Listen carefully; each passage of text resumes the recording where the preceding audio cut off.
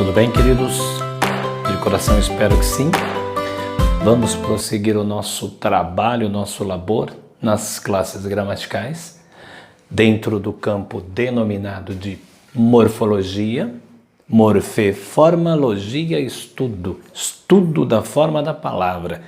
A palavra já está em nossas mãos, pronta e preparada para ser analisada, e nós já vimos o substantivo, o artigo, e agora estamos contemplando o adjetivo, dentro das 6 categorias de palavras chamadas de flexíveis, ou seja, aquelas passíveis de terem a sua estrutura morfemática alterada, para adequarem-se umas às outras, a um contexto, e essas alterações prendem-se a quê? Gênero, número e grau, principalmente. No caso do verbo, sabemos que vamos além, vamos a modo, tempo, pessoa, número também, só que de forma distinta. Numa outra aula em que estivemos juntos, eu apresentei-lhes o adjetivo, evidenciando-o como sendo uma classe gramatical de extrema importância para qualquer elaboração textual descritiva. Afinal de contas, o seu maior potencial é caracterizar tudo o que existe, de modo objetivo, de modo subjetivo, mas enfim, o adjetivo tem a finalidade de atribuir predicativo, qualidade, atributo, estado, condição a um ser ou a alguma coisa, a um evento, enfim. Agora, passamos a ver, já que o adjetivo é uma classe gramatical flexível, passamos a trabalhar esses conteúdos. Depois de termos analisado a locução adjetiva, falado também um pouquinho de oração adjetiva, passamos a falar das suas flexões.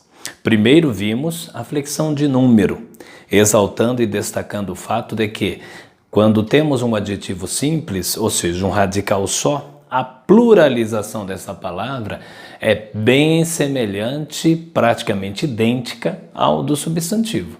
Já ao tratarmos dos adjetivos compostos, eu enfatizei que a distinção aí é total. É total.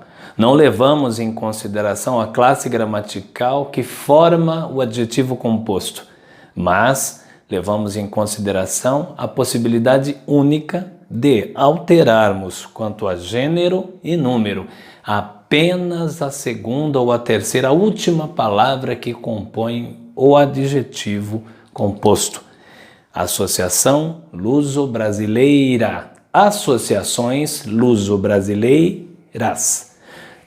Hoje falaremos de 2 outras flexões. Uma mais simples, na sua constituição e forma, qual seria o gênero.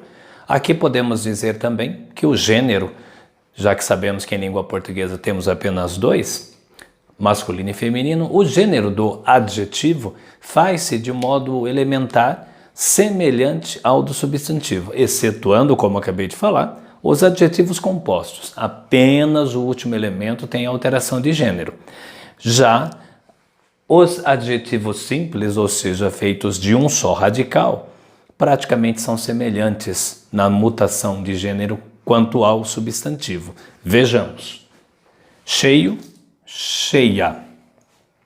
Então, se o adjetivo termina numa vogal simples, ainda que seja também um ditongo aqui, enfim, podemos apenas colocar o a ou o designativo também, desinência designativa de número.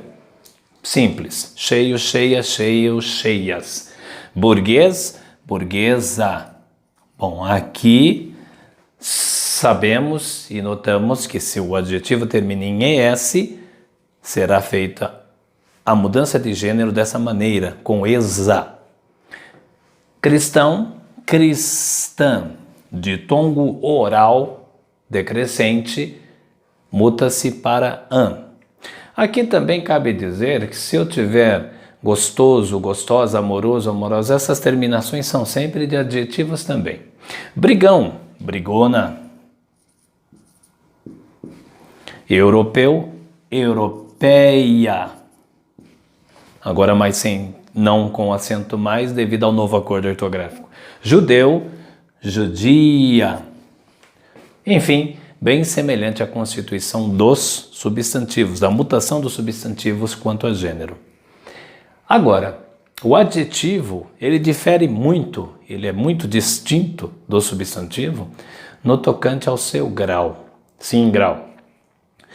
Recordando, sabemos que o substantivo pode apresentar 3 graus: o aumentativo, casarão, o diminutivo, casinha, e o neutro, casa. Na própria palavra, na própria constituição morfemática, existe alteração sufixal da palavra, colocando o substantivo num grau elevado, diminutivo, ou mantendo-o no neutro, sem o sufixo. O adjetivo não se faz assim. O adjetivo, em alguns casos, nem sofre mutação em si mesmo, mas é o conjunto de palavras que o cerca, que o ladeia, os seus satélites, que determina o grau. São 2 os graus, o grau comparativo e o superlativo.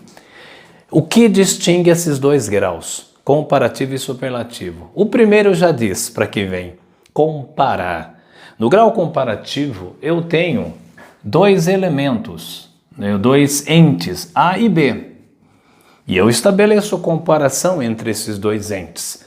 A comparação vem em 3 universos: superioridade, igualdade e inferioridade. Mas o grande detalhe aí é que o adjetivo em si mesmo não sofre nenhuma mutação estrutural. O que marca os ícones que marcam a mudança do grau comparativo é o quê? São os elementos, na verdade, que ladeiam o adjetivo. Expressões adverbiais de intensidade, as expressões que, tanto que, igual a que, semelhante a que. Por exemplo, superioridade. Ele é mais culto que ou do que. Do que também cabe bem.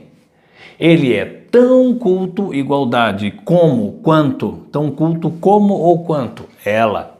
Inferioridade. Ele é menos culto que ou do que ela. Então, o adjetivo em si permaneceu imutável. O que determina o grau comparativo de superioridade, igualdade ou inferioridade são essas expressões adverbiais e as subsequentes, por sua vez. Se temos o grau comparativo, temos o grau superlativo. No comparativo eu disse, temos A e B. No superlativo, não. É como se eu intensificasse, diminuísse, ou seja, apenas no próprio ser a característica dele. Não existe o contraponto, o ser comparativo. Não é comparação, correto? Então vamos dizer que aqui eu só vou falar do ente A, só de um. Aí no superlativo nós temos o absoluto e o relativo. Absoluto, só dele, só do universo dele. Relativo, é ele em relação a todos que com ele têm a mesma característica. Não é ele e ela.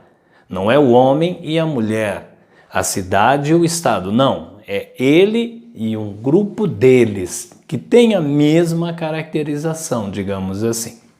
Vamos lá. Absoluto. O absoluto, por sua vez, apresenta-se de modo sintética, uma palavra só.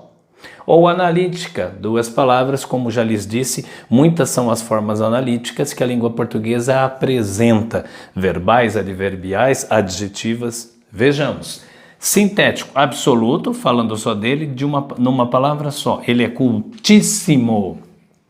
Aqui são inúmeras as terminações que evidenciam o superlativo sintético: amaríssimo, cultíssimo, sapientíssimo, salubérrimo, enfim.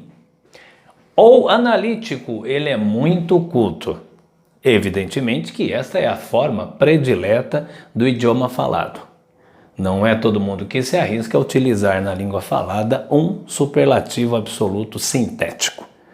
E como lhes disse, a possibilidade também existe de haver o superlativo relativo. Relativizo este ser dentro de um grupo de seres, não especificando, como disse, um contraponto a um ser oposto. Não é isso.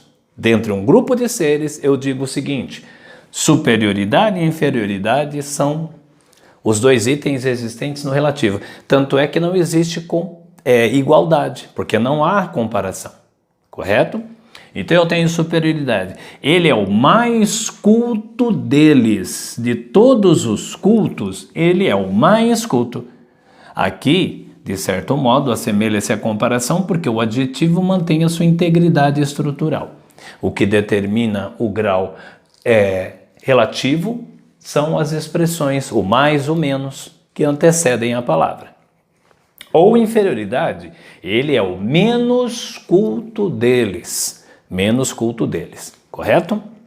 É importante ressaltar aqui nesse momento a existência de algumas expressões, por exemplo, no nosso idioma, tidas como muito erradas ou errôneas, mas nem tanto. Vou fazer essa observação a vocês aqui, antes de nós encerrarmos. Por exemplo,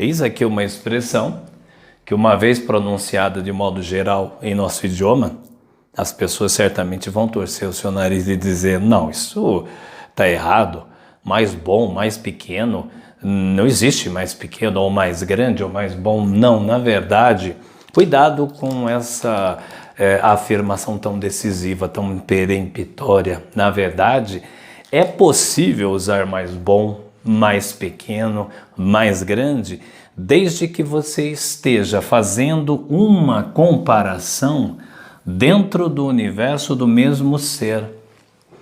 Então ele é mais pequeno do que forte, ele é mais bom do que sábio, porque na verdade eu estou fazendo duas comparações dentro do universo de um mesmo ser. Outra observação que certamente vou lhes passar na aula é a possibilidade de nós termos o grau superlativo evidenciado por dois adjetivos sequenciados. 2, 3 adjetivos. Nossa, tomei um suco, azedo, azedo.